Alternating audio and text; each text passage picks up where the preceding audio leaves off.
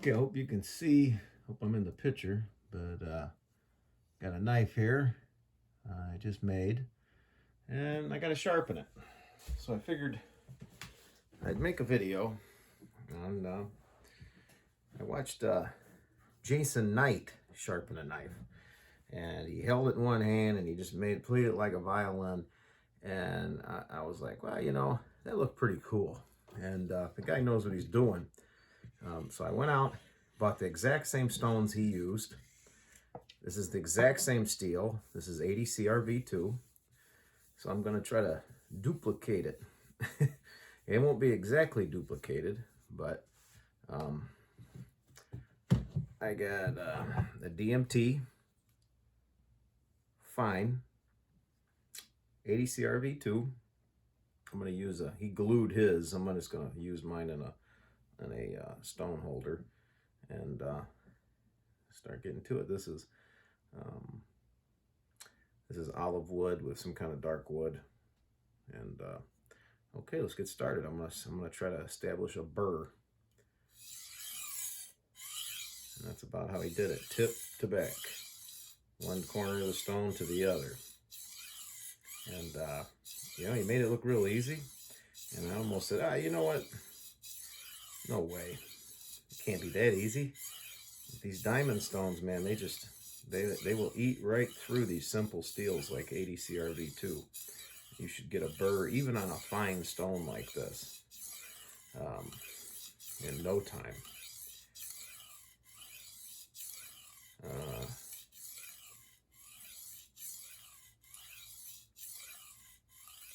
Using like just moderate pressure, not even about maybe just a touch lighter than what you would use on a water stone. Well, I got a burr up here, down to about here I got a burr. So I'm gonna try to concentrate from here to the back. Just trying to keep it even.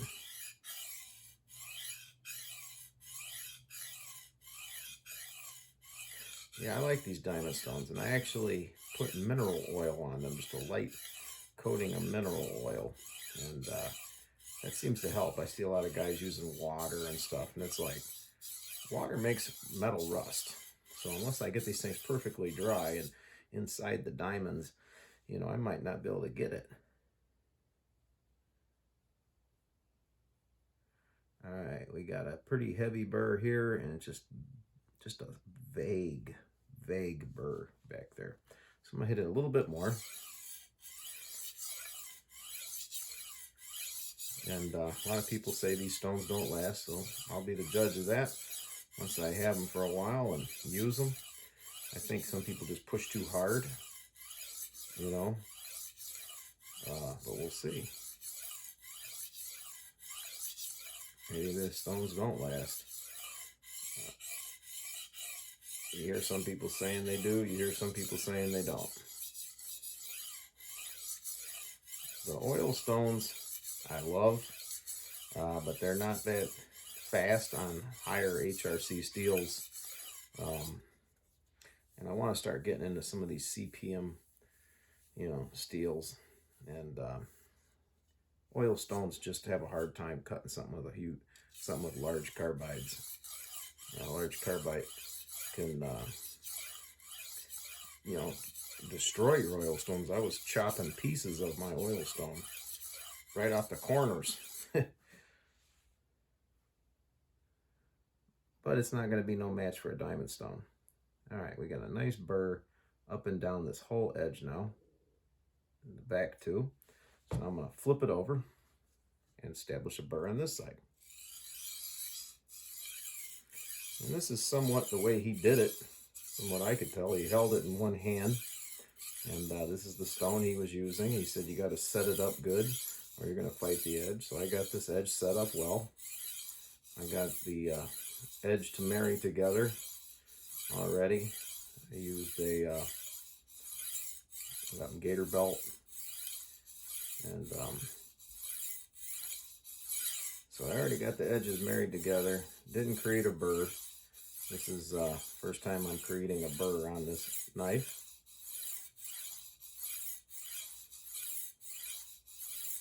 When I first originally finished this knife, I hit it on the paper wheel real quick, and then I put it on some water stones just to get scratches out, but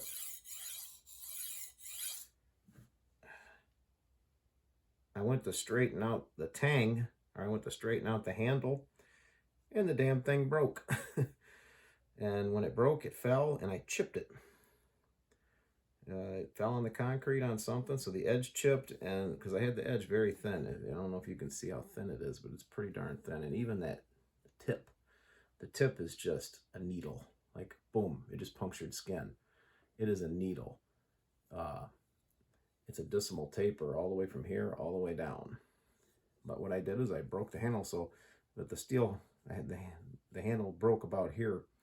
So I just turned it into a hidden tang. I saved it, and then I had to remove a bunch of metal.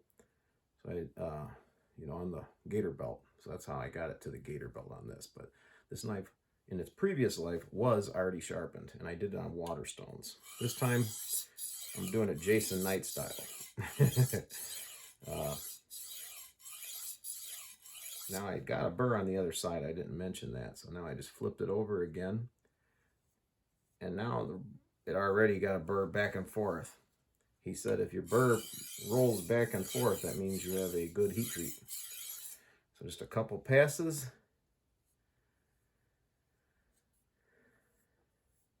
And the burr seems to be in the middle of the knife. Now, so this is where I want it. I want it in the middle of the knife. Just gonna make some real light passes.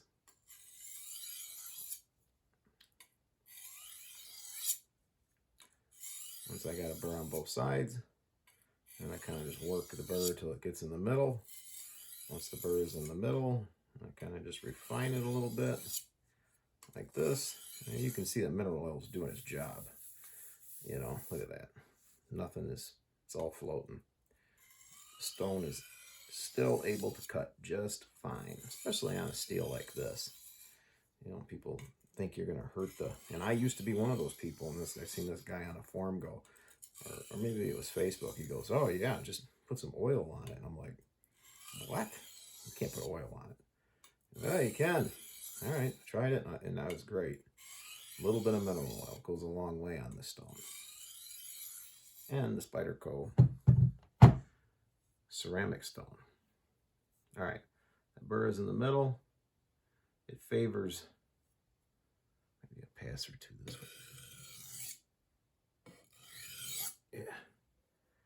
Okay, we're ready for the next stone. Now the next stone is the stone he said was made on Mars. This is a Spyderco medium bench stone. You can get them on Amazon for 40 or 50 bucks. Just a light coating of oil. A lot of people say, use Windex and all this other stuff. Ain't that easier? Just put a little bit of oil, and the Windex just soaks in, and it's like, I don't know, man. Ain't Windex a cleaner? And this is oil, man. This is gonna, if anything, this is gonna make the stone last longer. Okay, on this one, we're gonna clean the knife before we iron on my shirt. Okay, now this one we just go one direction. Okay, maybe make two. I'll do two.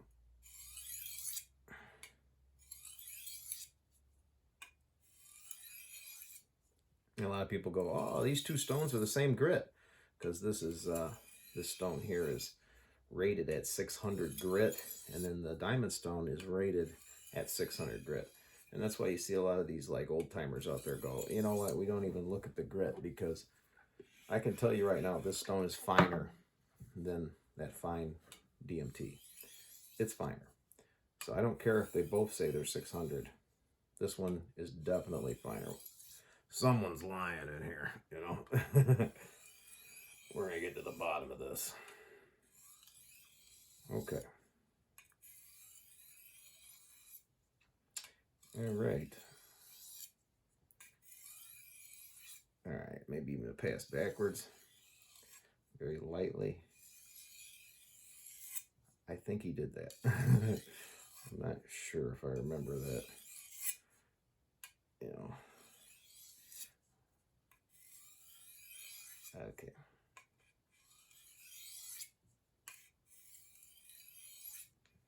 All right. Let me just check it out.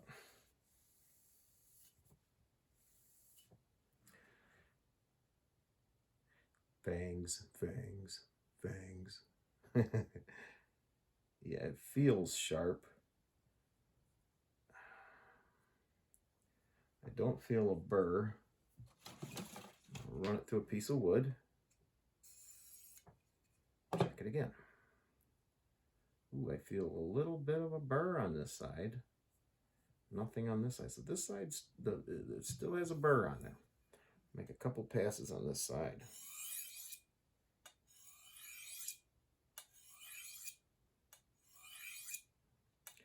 Stingy little burr, you.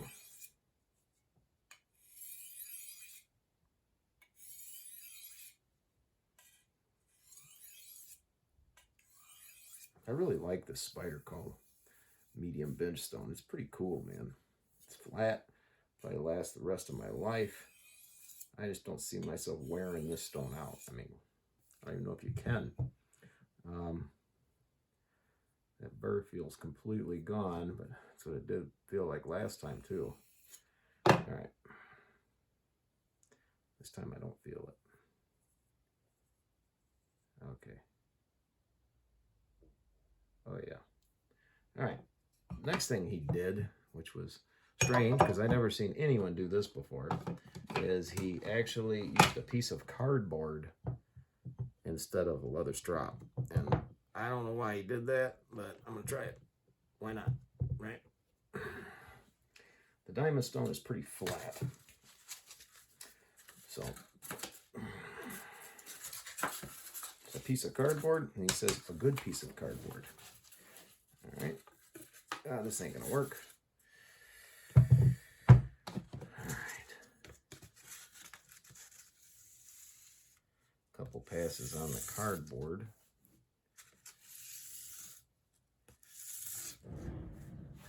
If you can see that or not.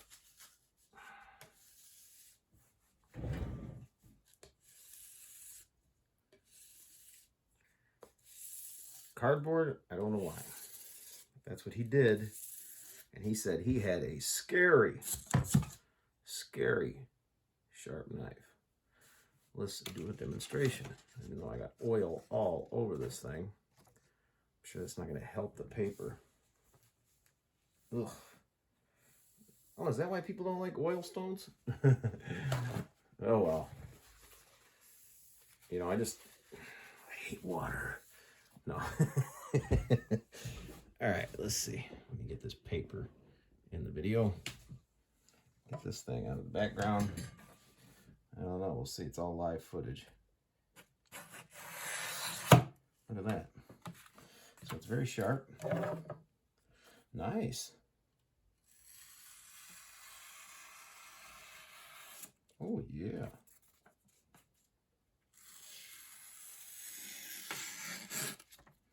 No. So, in conclusion, you know, a fine diamond stone, DMT, with a medium Spyderco bench stone. I don't know if you would call it a toothy edge or a polished edge or something. It's kind of like right in between. Jason Knight said with that steel that he's using, you know, the level of sharpness, he explained how it goes like this and it shoots straight up, you know, but that's the same way. When it starts coming back down, it shoots back down and it gets in that zone where it just cuts. That's probably the type of edge it is. It's not super sharp and it's not super toothy, but it's not super polished or nothing. It's 600 grit. So, you know, I don't know what kind of edge that is that's on it. You know, I don't know. It's kind of like right in the middle. So it's probably an edge that would last on that type of steel. I mean, probably any kind of steel. Those two stones, you could sharpen anything. I even sharpened my Spyderco CPM S110V, and when I got it from the factory, it had chips and stuff right away. like microchips. I sharpened it on that system right there, and nothing. It's holding an edge like a champ now. Maybe the factory edge they put on them, I don't know. But yeah, that's a good set of two stones right there, and you don't have to have light. You can have light pressure.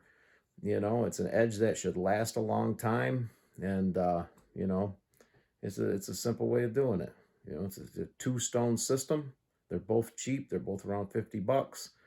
You can't go wrong there. You know, I got some CPM S 35VN, and I actually asked Big Brown Bear on his YouTube channel if he thought I could heat treat it with a propane forge, and he basically, in so many words, said, "You can, but don't. You know, you're not going to get maximum performance out of it." And there's enough fake news out there. I make something in a propane forge, give it to someone, or you know, they're going to give the steel a bad name because my heat treat was, you know, not maximum. I would never sell a knife unless I thought I was getting maximum potential out of the steel.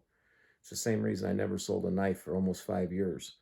I used a lot of 52-100. I love 52-100, but I don't feel like I've ever really reached its full potential, you know. And it's just because I don't have a heat treat oven. But I actually put a loan in, and it's going to be about 40 bucks a month. And I'm going to hear it tomorrow, find out if I got pre-approved. And if I did, I will have a heat treat oven in 5 to 10 weeks. The same one that Big Brown Bear recommended. It's actually a 110, so I like that. And then I can start playing around some CPM steels. Maybe even go back to old 52-100, give it a couple more shots. But yeah, thank you for watching. See ya.